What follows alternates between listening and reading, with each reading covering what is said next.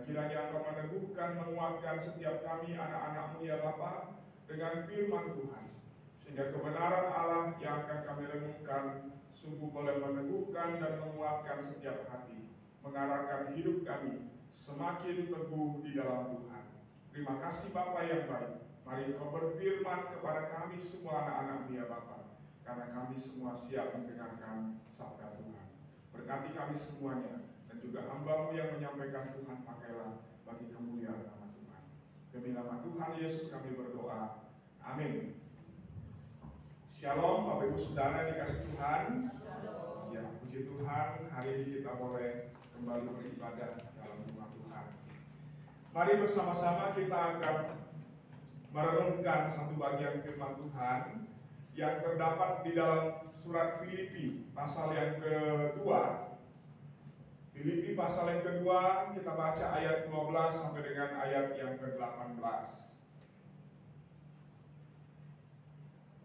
Filipi pasal yang kedua, ayat 12 sampai dengan 18. Saya kembali mengajak jemaat sekalian untuk membaca firman Tuhan ini secara berganti-gantian. Saya akan membacakan ayat yang genap, Bapak Ibu Saudara akan membacakan ayat yang ganjil. Filipi 2, 12 sampai dengan 18. Oke, saudara semua ya, di depan juga sudah ada ya. Mari kita membaca firman Tuhan. Tema atau judul yang diberikan oleh Lembaga Alkitab Indonesia yaitu Tetaplah Kerjakan Keselamatanmu.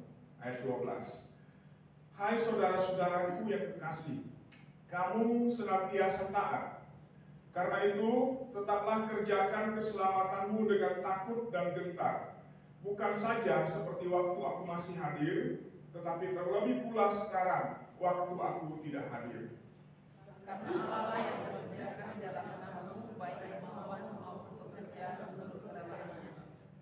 Lakukanlah segala sesuatu dengan tidak bersungut-sungut dan berbantah-bantahan, supaya kamu tiada berlain dan tiada bernoda, sebagai anak-anak Allah yang tidak tercela di tengah-tengah angkatan yang bengkok hatinya dan yang besar ini, sehingga kamu bercahaya di antara mereka seperti bintang-bintang di dunia. Sambil berpegang pada firman kehidupan, agar aku dapat bermegah pada hari Kristus, bahwa aku tidak percuma berlomba dan tidak percuma bersusah-susah. Tetapi sekali utaraku dicurahkan pada korban dan ibadah-ibadahmu, aku bersuka cita dan aku bersuka cita dengan kamu sekalian. Bersama-sama, dan kamu juga harus bersuka cita demikian dan bersuka cita dengan aku. Demikian firman Tuhan yang menjadi perenungan kita pada pagi hari ini. Jemaat yang dikasihi Tuhan, tema untuk kita renungkan bersama dalam perenungan hari ini adalah pengharapan menghasilkan sukacita. Pengharapan menghasilkan sukacita. Kembali kalau kita bicara tentang pengharapan, Bapak Ibu Saudara, maka pengharapan itu menjadi sesuatu yang penting di dalam kehidupan kita di tengah-tengah dunia ini. Karena kalau orang sudah kehilangan pengharapan dalam hidupnya, tidak ada lagi harapan, maka semuanya akan selesai, begitu ya. Ketika menghadapi satu pergumulan, persoalan, lalu kemudian dia merasa bahwa tidak mungkin lagi, tidak ada harapan lagi, maka dia akan berkata, ya sudahlah, menyerah saja. Tidak usah lagi, tidak ada lagi yang bisa dilakukan. Semua sudah selesai dan tidak ada jalan keluarnya. Atau ketika orang kehilangan harapan dan kemudian dia sepertinya tidak menemukan jalan keluar atau penyelesaian untuk masalahnya, maka kita melihat ada banyak respon atau cara orang yang putus asa untuk akhirnya menyerah terhadap keadaan dan situasi yang ada. Ada yang kemudian akhirnya melampiaskan dengan berbagai cara yang akhirnya membawa dia kepada sesuatu yang tidak baik. Bahkan parahnya ada yang sampai akhirnya bunuh diri, mengakhiri kehidupannya. Bapak Ibu Saudara yang dikasihi Tuhan, karena itu sebagai orang percaya, kita bersyukur karena di dalam Tuhan Yesus kita memiliki pengharapan yang sejati yang diberikan oleh Allah kepada kita. Kita punya kepastian di dalam Tuhan. Karena itu orang yang percaya kepada Tuhan Yesus dalam kehidupannya yang bersandar kepada Tuhan, di dalamnya ada jaminan. Sekali lagi saya katakan, di dalamnya ada jaminan yang diberikan Tuhan kepada kita semuanya. Dan jaminan itu, jaminan akan pengharapan yang kita miliki di dalam Kristus itu, membawa kita kepada kehidupan yang melimpah dengan sukacita. Karena sekalipun ada persoalan, ada air mata, ada duka cita, ada berbagai keadaan kehidupan yang kita alami silih berganti dalam hidup ini. Ada saatnya kita di atas, ada saatnya kita di bawah, ada saatnya kita naik, tapi ada saatnya kita turun, ada saatnya semua berjalan dengan lancar, ada saatnya mungkin Tuhan mengizinkan kita untuk bergumul akan sesuatu hal. Tetapi sebagai orang yang percaya, kita patut bersyukur kepada Allah, karena di dalam Yesus Juru Selamat kita, Tuhan kita, Tuhan memegang kita, menopang kehidupan kita, dan Dia menuntun kita untuk menikmati sukacitanya yang kekal itu di dalam kehidupan kita sebagai orang-orang yang percaya. Kita melihat Paulus di dalam teks firman Tuhan, di dalam surat Filipi ini, Bapak Ibu Saudara yang dikasih Tuhan, ini menarik karena tema besar dari surat Filipi itu adalah sukacita, bersukacitalah. Kalau kita perhatikan keadaan Paulus ketika dia menulis kepada jemaat di Filipi, dia bukan berada dalam keadaan yang baik, dia bukan berada dalam keadaan yang menyenangkan. Pada waktu itu, dalam pekerjaannya sebagai seorang tukang tenda, dia tidak mendapatkan tender yang besar sehingga menghasilkan banyak uang pada waktu itu, bukan. Kalau kita perhatikan, ketika Paulus menulis surat Filipi, dia ada di mana? Dia berada dalam kondisi yang seperti apa? Bapak Ibu Saudara yang dikasih Tuhan, dengan jelas sekali kita membaca di dalam pasal-pasal selanjutnya bagaimana Paulus menunjukkan bahwa pada waktu itu dia sedang ada di dalam penjara, dia dipenjarakan oleh karena Injil yang diberitakan. Kita ingat Paulus dalam Kisah Rasul dikatakan bahwa dia ada di dalam penjara di kota Filipi. Tetapi dalam situasi yang seperti itu menarik luar biasa. Ketika dia ada dalam belenggu, di kaki tangannya dirantai, dia tidak bebas berbuat apa-apa, dia dijaga dengan begitu penjagaan yang begitu ketat dan tidak ada kesempatan untuk meloloskan diri. Tapi dalam situasi seperti itu dia katakan kepada jemaat di Filipi, bersukacitalah, bersukacitalah di dalam Tuhan. Karena apa? Karena sebagai orang yang percaya kepada Yesus, Paulus menekankan bahwa masing-masing kita yang percaya ada jaminan pengharapan yang dapat kita nikmati di dalam hidup ini, dan pengharapan itu membawa kita kepada kehidupan yang penuh dengan sukacita. Maka Bapak Ibu Saudara dikasih Tuhan, pengharapan sukacita yang ada dalam kehidupan orang percaya itu tidak bergantung kepada situasi dan kondisi dalam hidup kita, tapi sepenuhnya bergantung karena iman kita kepada Yesus, Tuhan kita, Juru Selamat kita, yang telah menebus kita dan memberikan kepada kita kehidupan yang baru, hidup yang sudah diselamatkan. Nah, karena itu melalui perenungan firman Tuhan pada pagi hari ini, saya ingin mengajak kita bersama untuk merenungkan teks firman Tuhan ini, supaya kita belajar bagaimana kita dapat menikmati sukacita yang penuh di dalam Tuhan dalam kehidupan kita sebagai orang-orang yang percaya. Yang pertama, Bapak Ibu Saudara dikasih Tuhan, mari kita perhatikan di dalam ayat yang ke-12. Di dalam bagian pengantar dari perikop ini, Paulus menyapa jemaat itu dengan sebutan saudara-saudaraku yang kekasih.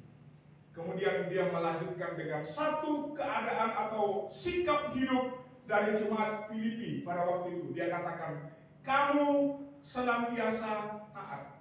Bapak Ibu Saudara dikasih Tuhan, kehidupan seorang yang percaya, yang punya pengharapan di dalam Tuhan, akan mendorong dia menggerakkan hidupnya kepada kehidupan yang taat kepada Tuhan. Menarik bahwa Paulus tidak hanya sekedar katakan kamu taat, tapi dia menggunakan satu kata keterangan menjadi satu penekanan yang menunjukkan kehidupan jemaat Filipi di dalam iman dan pengharapan mereka kepada Tuhan, dengan memakai kata senantiasa atau selalu, tidak henti-hentinya. Kata ini bukan hanya menunjuk kepada bagaimana jemaat itu dalam sepanjang hidup mereka selalu belajar untuk taat kepada Tuhan. Tapi kata senantiasa di sini menunjuk kepada adanya satu kesungguhan di dalam hati mereka, di dalam hidup mereka, untuk mentaati Tuhan, untuk mengikut Tuhan dengan setia, menyerahkan seluruh kehidupan mereka kepada Tuhan. Apapun yang terjadi, mereka mau tetap taat kepada Tuhan. Bapak Ibu Saudara dikasih Tuhan, ini menjadi satu kunci yang penting. Menikmati sukacita yang Tuhan janjikan dalam hidup kita, itu kita nikmati di dalam ketaatan. Karena bagi orang yang tidak taat kepada Tuhan, bagi orang yang tidak setia kepada Tuhan, jaminan sukacita itu tidak ada di dalam hidup. Karena ketaatan itulah yang akan membawa kita menikmati sukacita Tuhan di dalam hidup ini. Paulus di dalam penjara ketika dia terbelenggu, sebenarnya dia bisa berkata kepada Tuhan, ya Bapak Ibu Saudara, dia bisa berkata kepada Tuhan, Tuhan, aku kan melayani Engkau. Aku berjalan keliling loh dari satu kota ke kota yang lain untuk memberitakan Injil. Aku membawa banyak orang datang kepadamu, memberitakan kabar keselamatan, dan mereka diselamatkan, mereka percaya kepada Tuhan. Tapi kok upahku penjara? Tapi kok upahku rantai besi ini? Tapi kok aku terkurung di tempat yang gelap ini? Bukankah seharusnya kalau aku melayani Tuhan, memberitakan Injil Tuhan, banyak orang dibawa datang kepada Tuhan, diselamatkan? Bukankah harusnya hidupku semakin diberkati, hidupku semakin melimpah dengan berkat-berkat yang Tuhan sediakan? Tapi kok upahku sekarang ini adalah penjara. Tapi dalam kondisi yang seperti itu, Bapak Ibu Saudara, Paulus tidak berkata seperti itu. Paulus tidak katakan kepada Tuhan, kok penjara Tuhan? Tapi dia katakan apa? Walaupun kami dalam kondisi yang seperti ini, aku tetap bersyukur, aku tetap bersukacita dalam Tuhan. Di dalam 2 Korintus pasal yang keempat, Bapak Ibu Saudara, mari kita baca bersama. Di dalam 2 Korintus pasal yang keempat, ayat yang pertama, Paulus katakan demikian. Oleh kemurahan Allah, kami telah menerima pelayanan ini. Karena itu kami tidak tawar hati. Dasarnya apa? Apa yang membuat Paulus ketika berada di dalam penjara sekalipun, dia tetap bersukacita. Dia tetap bersyukur kepada Tuhan. Dia tetap setia, taat dalam kehidupannya, melayani Tuhan, mengikut Tuhan.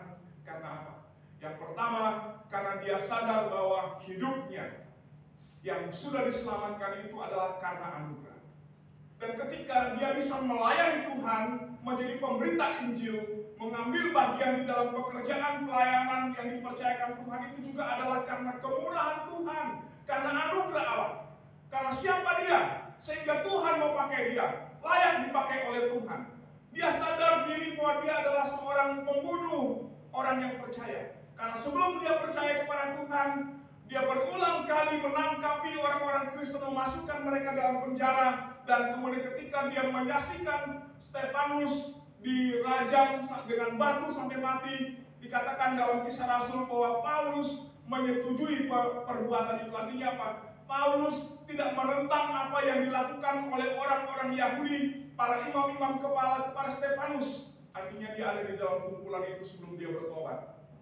Tapi ketika dia bertemu dengan Tuhan, bertemu dengan Yesus, dia menyadari hidupnya yang berdosa, hidupnya yang tidak layak diperkenan oleh Tuhan, mendapat kemurahan Allah sehingga dia layak untuk melayani.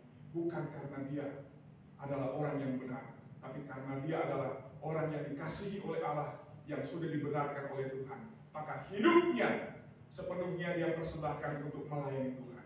Bahkan ketika ada dalam penjara pun, dia tidak menyerah, dia tidak mengeluh dengan keadaan yang seperti itu. Maka di dalam bagian firman Tuhan dalam 2 Korintus pasal yang keempat, ayat yang ke-16, dia berkata demikian. Sebab itu kami tidak tawar hati, tetapi meskipun manusia lahiriah kami semakin merosot, namun manusia batinnya kami dibaharui dari sehari ke sehari. Dia percaya bahwa sekalipun di dalam pelayanan yang dia kerjakan, dia harus mengalami banyak penderitaan, dia harus mengalami banyak penjara, dia harus mengalami banyak kesesakan. Dia hampir mati karena kapal yang dia tumpangi hampir tenggelam. Dia dicambuk 40 kurang 1 kali. Bagi dia itu adalah satu kebanggaan, satu kemuliaan yang diizinkan oleh Allah bagi hidupnya, untuk dia boleh menanggung semua itu, supaya dia boleh berkenan kepada Allah, kepada Yesus Juru Selamatnya. Bapak Ibu Saudara yang dikasihi Tuhan, penderitaan dan kesesakan yang dialami oleh Paulus tidak membuat dia akhirnya meninggalkan Tuhan, tetapi malah semakin mendorong dia, menggerakkan dia untuk hidup di dalam ketaatan kepada Tuhan. Saat ini kita hidup di dalam zaman postmodern. Apa itu postmodern? Postmodern ini adalah zaman di mana manusia berpikir bahwa dia adalah kebenaran itu sendiri. Apa yang dipikirkan olehnya itulah kebenaran. Apa yang dia rasa itu adalah sesuatu yang baik, itulah kebenaran. Apa yang ada di dalam diri manusia itulah kebenaran. Bapak Ibu Saudara yang dikasihi Tuhan, perhatikan, kalau situasi dan cara berpikir manusia seperti itu, akibatnya apa? Akibatnya setiap orang akan merasa dirinya sebagai orang yang benar.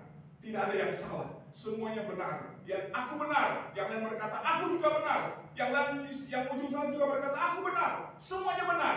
Kalau begitu, kebenaran yang mutlak itu bagaimana? Tidak ada. Karena kebenaran itu relatif. Semuanya benar karena kebenaran itu ada di dalam semua orang, dan setiap orang punya hak untuk mengklaim dirinya sebagai yang paling benar di dalam dunia ini. Dan itu celakanya apa? Ketika kita berhadapan dengan Tuhan, berhadapan dengan firman, maka kemudian itu membawa manusia kepada pemikiran bahwa firman Tuhan itu benar kalau itu adalah sesuatu yang benar menurut saya. Firman Tuhan itu benar kalau itu adalah sesuatu yang bisa saya lakukan dalam hidup saya. Firman itu akan menjadi firman yang hidup kalau itu sesuai dengan apa yang saya pikirkan, apa yang ada di dalam hati saya. Kalau tidak, berarti bukan kebenaran. Kalau tidak, berarti saya boleh abaikan. Kalau saya tidak mampu, tidak bisa lakukan, ya berarti bukan satu tuntutan mutlak saya harus hidup sesuai dengan firman. Bagus, Saudara yang dikasihi Tuhan, kalau ini adalah prinsip hidup manusia zaman ini, dan itu masuk ke dalam gereja, perhatikan. Artinya bahwa hidup kita tidak lagi diatur dan diarahkan oleh firman, tapi oleh kehendak dan keinginan kita sendiri, kebenaran kita sendiri, pikiran kita sendiri. Maka ada orang yang berkata, kalau saya bisa lakukan firman Tuhan, maka saya akan lakukan. Kalau tidak, Tuhan juga tidak akan tuntut saya. Tuhan juga memahami, memaklumi apa yang tidak mampu saya lakukan. Tapi bagi Paulus, bukan itu kebenarannya. Bagi Paulus, bukan apa yang saya pikir, bukan apa yang mampu saya lakukan. Bagi Paulus adalah firman itu adalah ya dan amin. Firman itu adalah kebenaran yang mutlak yang harus diikuti dan dilakukan di dalam kehidupannya. Maka sekalipun penjara, karena dia dipanggil untuk memberitakan, menjadi pemberita Injil bagi orang-orang non-Yahudi, bagi bangsa-bangsa lain di luar bangsa Yahudi, dia taat kepada Tuhan. Ketika Tuhan suruh dia pergi untuk memberitakan Injil dan dia tahu di sana ada bahaya, bagi Paulus itu bukan masalah. Karena yang penting baginya adalah taat kepada Tuhan. Hidup dalam ketaatan, kesetiaan, melakukan kehendak Allah dalam hidupnya. Bagaimana dengan kita sebagai orang-orang yang percaya? Bapak Ibu Saudara yang dikasihi Tuhan, apakah sungguh di dalam hati kita, dalam hati saya dan Bapak Ibu Saudara, ada satu komitmen dalam hidup kita bahwa ketaatan kepada Tuhan itu adalah mutlak dan penting, harus aku lakukan dan tidak boleh ditawar-tawar. Mengikut Tuhan dalam kesetiaan itu adalah harga mati, tidak boleh diganti dengan apapun juga dalam hidup ini. Kalau tidak, artinya kita sedang keluar dari hidup yang ditetapkan Tuhan, dan artinya kita sedang melepaskan jalan sukacita yang sedang Tuhan rancangkan, Tuhan berikan dalam kehidupan. Paulus dalam penderitaan pun dia bisa berkata, aku bersukacita. Aku bersukacita di dalam Tuhan. Bahkan kepada jemaat di Filipi dia katakan bersukacitalah. Karena apa? Karena dia tahu ketaatannya kepada Allah dan kepada firman itu membawa dia kepada kehidupan yang sejati di dalam Tuhan. Membawa dia menikmati sukacita Allah sekalipun dalam kesesakan. Bapak Ibu Saudara dikasih Tuhan, ketika ada pergumulan, persoalan terjadi dalam hidup kita, mungkin karena sakit penyakit yang kita alami, atau karena sesuatu yang lain yang mungkin membuat kita bergumul, bertanya kepada Tuhan. Tapi dalam keadaan seperti itu, Tuhan mau kita sebagai orang-orang yang percaya punya prinsip hidup, yaitu taat kepada Tuhan. Apapun Tuhan di depan, aku taat. Apapun yang akan terjadi di depan, aku akan tetap mengikut Tuhan dengan setia sampai akhir hidupku. Saya selalu tertarik dengan satu kesaksian seorang anak Tuhan dan keluarganya di India, Bapak Ibu Saudara, yang begitu setia mengikut Tuhan sampai akhir, bahkan sekalipun dia harus mati, keluarganya juga harus mati karena imannya kepada Tuhan. Tapi dalam pengharapannya kepada Yesus sebagai Tuhan dan Juru Selamat, kematian itu bukan sesuatu yang mengerikan bagi mereka, tapi itu adalah satu sukacita yang besar dalam hidup mereka. Sampai akhirnya mereka dengan tekun setia menanggung salib yang harus mereka pikul. Maka ketika dihadapkan dengan kematian, orang banyak berkerumun di sekitar mereka. Bapaknya ditangkap, lalu dihadapkan keluarganya di depan dia. Ketika kepala desa katakan, sangkal Yesus, maka keluargamu, anak-anakmu akan selamat. Dia katakan apa? Dalam penderitaan seperti itu, sesuai dengan lagu tradisional India, dia katakan, mengikut Yesus keputusanku. Anaknya mati. Sekali lagi diberi kesempatan, kalau engkau ingin istrimu selamat, maka sangkal Yesus hari ini. Tapi dia katakan apa? Ku tetap ikut walau sendiri. Ku tetap ikut walau sendiri. Istrinya dipotong mati. Dan kemudian terakhir dia, Bapak Ibu Saudara, diminta untuk menyangkal imannya. Tapi terakhir dia katakan apa? Aku tahu hidupku bersama dengan Tuhan di sorga. Walaupun hari ini aku mati, tapi aku bersama dengan Tuhan. Bapak Ibu Saudara dikasih Tuhan, kesetiaan kepada Tuhan, ketaatan kepada Tuhan, belajar dari Paulus, dari firman Tuhan hari ini menjadi harga mati yang tidak boleh kita tawar, yang tidak boleh kita kurangi dalam kehidupan kita. Bagaimanapun, karena apa? Karena ini berkaitan dengan kesaksian hidup kita sebagai orang yang percaya kepada Tuhan. Karena orang yang percaya dipanggil untuk hidup di dalam ketaatan yang sungguh kepada Tuhan. Maka bagaimana dengan kita? Apa yang akan terjadi di depan yang akan kita hadapi? Apakah akan membuat kita tetap berkata, Tuhan, aku akan tetap taat kepadamu. Aku setia mengiring engkau sampai akhir hidupku. Yang kedua, Bapak Ibu Saudara, pengharapan itu menghasilkan sukacita. Maka orang yang yakin akan kebenaran ini di dalam hidupnya akan mengerjakan keselamatannya dengan tidak takut dan gentar. Ayat 12 bagian B. Dia akan mengerjakan keselamatan yang sudah dia terima itu dengan tidak takut dan gentar. Karena apa? Dengan takut dan gentar, artinya apa? Dengan sungguh-sungguh, ada satu komitmen yang penuh kepada Tuhan. Pertanyaan bagi kita, apa itu yang dimaksudkan dengan mengerjakan keselamatan? Bapak Ibu Saudara, mengerjakan keselamatan, saya mau ajak kita memperhatikan di dalam terjemahan yang lain, ya, yaitu di dalam terjemahan firman Allah yang hidup. Di sini memberikan kepada kita satu pengertian yang lebih sederhana. Apa itu mengerjakan keselamatan? Dikatakan di dalam bagian terjemahan firman Allah yang hidup, dikatakan begini. Sekarang pada waktu saya jauh, saudara-saudara harus lebih banyak berusaha mengerjakan hal-hal yang baik sebagai buah-buah keselamatan, menaati Allah dengan penuh hormat, serta takut akan segala sesuatu yang mungkin tidak menyenangkan hatinya.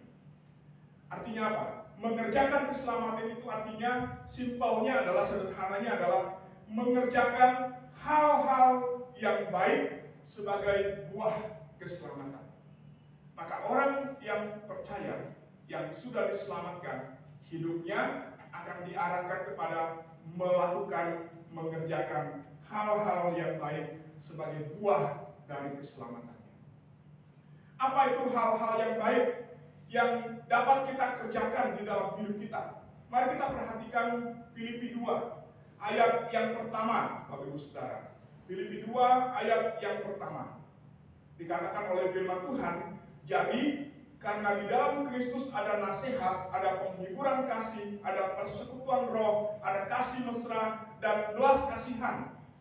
Karena itu sempurnakanlah sukacitaku dengan ini. Hendaklah kamu sehati sepikir dalam satu kasih, satu jiwa, dan satu tujuan.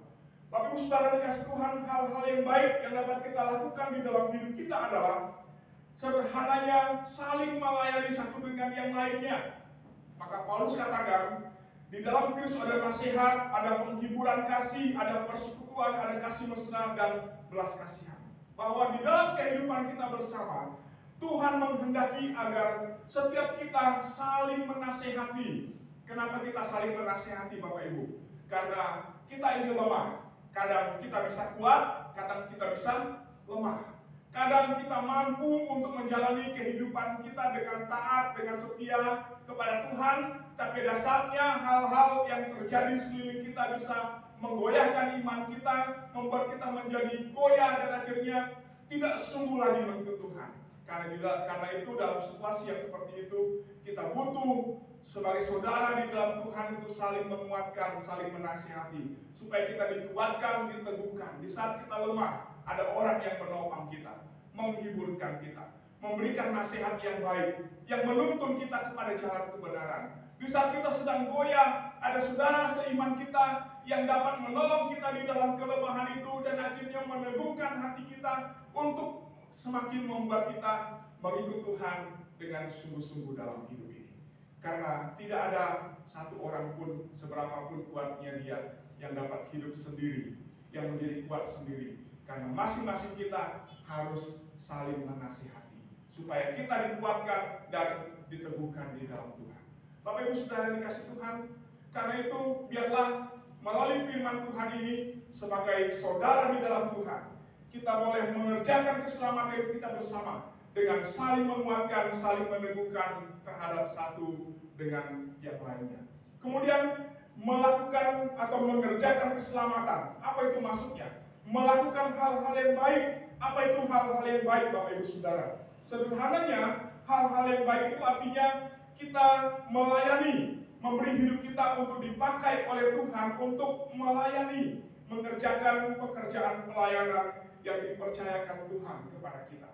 Seperti Paulus, dia menyerahkan hidupnya yang sudah diselamatkan untuk melayani Tuhan, untuk mengerjakan panggilan Allah dalam hidupnya. Sehingga dia tidak hanya sekedar selamat, tapi dia memakai keselamatan itu untuk melakukan banyak hal bagi kemuliaan Allah. Dia membawa hidupnya, mempersembahkan hidupnya seluruhnya untuk memuliakan Tuhan. Maka hidup kita yang sudah diselamatkan adalah hidup untuk melakukan hal-hal yang baik dengan takut dan gentar, dengan sungguh-sungguh. Maka melayanilah Tuhan dengan sungguh-sungguh. Kalau Tuhan percayakan kita untuk mengerjakan sesuatu, lakukanlah dengan taat dan setia. Ketika engkau dipercaya oleh Tuhan untuk mengambil bagian di dalam pekerjaan pelayanannya, maka jangan kendor kata firman Tuhan, tapi biarlah rohmu menyala-nyala. Dengan sungguh hati, dengan tekad yang sungguh, dengan komitmen yang sungguh melayani Tuhan sampai kepada akhirnya. Bapak Ibu Saudara dikasih Tuhan, maka orang yang percaya, yang sudah diselamatkan, seringkali saya katakan tidak boleh hanya duduk menjadi jemaat yang baik, tapi harus menjadi pelayan Kristus yang baik. Itu panggilan Tuhan bagi kita. Maka kalau kita dipanggil melayani, ambil kesempatan itu. Jangan katakan nanti, tunggu, saya belum siap, saya belum mampu mengerjakan itu. Kalau kita dipercayakan kepada kita satu pelayanan, katakan kepada Tuhan, terima kasih, aku mau kerjakan itu dengan sungguh-sungguh. Kalau kita dipercaya oleh Tuhan untuk melakukan sesuatu yang baik bagi kemuliaan-Nya. Maka Bapak Ibu Saudara dikasih Tuhan, jangan tahan diri kita, tapi katakanlah, ini aku Tuhan, utuslah aku, pakailah aku. Bapak Ibu Saudara dikasih Tuhan, beberapa waktu yang lalu pada awal bulan ini ya, saya mengikuti seminar yang dilaksanakan oleh PGTI Jakarta. Dalam seminar tersebut mengajak para peserta untuk berpikir tentang beberapa persoalan yang terjadi di dalam gereja-gereja Tionghoa belakangan ini. Salah satu persoalan yang diangkat di dalam seminar itu adalah kurangnya atau semakin sedikit anak-anak muda Kristen latar belakang Tionghoa yang mau menyerahkan diri menjadi hamba Tuhan. Betul? Saya seringkali tantang pemuda-pemuda kita di GAK. Ayo, siapa yang mau jadi hamba Tuhan? Serahkan hidupmu untuk dipakai Tuhan, melayani Tuhan secara full time dalam gereja Tuhan. Banyak yang berkata, aku tidak siap, tidak mau. Kenapa? Karena banyak faktor. Dan itu menjadi persoalan di dalam gereja hari-hari ini. Semakin berkurang anak-anak muda kita yang dari latar belakang Tionghoa. Dari suku yang lain banyak. Suku Nias banyak, luar biasa. Di mana-mana STT itu suku Nias banyak ya. Orang Batak juga banyak. Di mana-mana STT banyak orang Batak. Orang dari Indonesia Timur juga begitu. Di mana-mana STT pasti ada di situ. Tapi orang Kristen, anak muda dari latar belakang Tionghoa. Kalau dulu di STT latar belakang Tionghoa itu bisa 60%, 70%. Itu adalah orang Tionghoa yang belajar di situ, dipersiapkan di sana. Sekarang terbalik, 70% non Tionghoa, 30% orang Tionghoa. Itu kalau sampai 30% itu sudah bersyukur, luar biasa Bapak Ibu. Ini bukan bicara masalah rasial, bukan. Tapi ini adalah satu hal kepentingan Tuhan yang mendesak untuk pelayanan Tuhan yang harus kita pikirkan bersama. Kita rindu bahwa semakin banyak anak-anak muda latar belakang Tionghoa yang dipanggil untuk melayani. Maka Bapak Ibu Saudara dikasih Tuhan itu jangan cari di luar sana. Harus dari kita. Cari dari kita sendiri. Maka saya menantang anak-anak muda hari ini. Kalau Tuhan memberikan dalam hatimu dan Tuhan menunjukkan panggilan itu dengan jelas, jangan katakan kepada Tuhan, tidak, aku tidak mau. Tapi katakanlah, ini aku Tuhan, utus aku, pakai aku menjadi alat, menjadi pelayanmu. Karena apa? Karena melayani Tuhan itu sebagaimana Tuhan panggil, itu adalah satu panggilan yang mulia. Bapak Ibu Saudara, bekerja dalam profesi yang lain memang baik, bukan tidak baik, itu adalah baik. Karena Tuhan juga memanggil masing-masing kita untuk terlibat di dalam banyak bidang di dalam hidup ini. Tapi melayani Tuhan itu lebih mulia daripada semuanya. Karena itu anak-anak muda yang ada di sini, ada berapa orang, banyak ya, saya lihat ada banyak, ada beberapa. Hari ini Tuhan mau berbicara kepada masing-masing kita. Tuhan mau pakai saudara untuk melayani. Maka kalau Tuhan berkata kepada kita semua hari ini, aku mau panggil kau. Apa jawabmu? Apa jawabmu? Tuhan tidak hanya mau pakai kita, saudara, untuk melayani di gereja dengan bidang-bidang komisi yang ada. Tapi Tuhan mau pakai saudara untuk melayani Tuhan secara full time, seperti kami hamba-hamba Tuhan. Karena Tuhan rindu bahwa kita boleh melayani Tuhan secara penuh dalam hidup ini. Kenapa? Karena ladang sudah menguning, membutuhkan banyak penuai untuk menuai ladang yang sudah menguning. Dan itu tidak dikerjakan oleh orang lain, tapi kita. Maka kalau hari ini Tuhan panggil, katakan, ya Tuhan, ya. Jangan pikirkan yang lain, pikirkan panggilan Tuhan. Karena itu adalah sesuatu yang mulia, yang Tuhan mau. Saudara, saudari, responi hari ini. Kiranya hari ini yang mendengar firman Tuhan, saya berdoa, ada yang digerakkan anak-anak muda. Sehingga hari ini kau mau berkata kepada Tuhan, Tuhan ini aku. Amin. Pakai aku Tuhan. Jadi orang tua dukung anak-anaknya, dorong anak-anaknya. Jangan hanya jadi dokter, dokter sudah banyak. Jangan hanya jadi pengusaha sudah banyak. tapi juga doakan anak-anak Bapak Ibu Saudara. Untuk apa? Menjadi hamba Tuhan.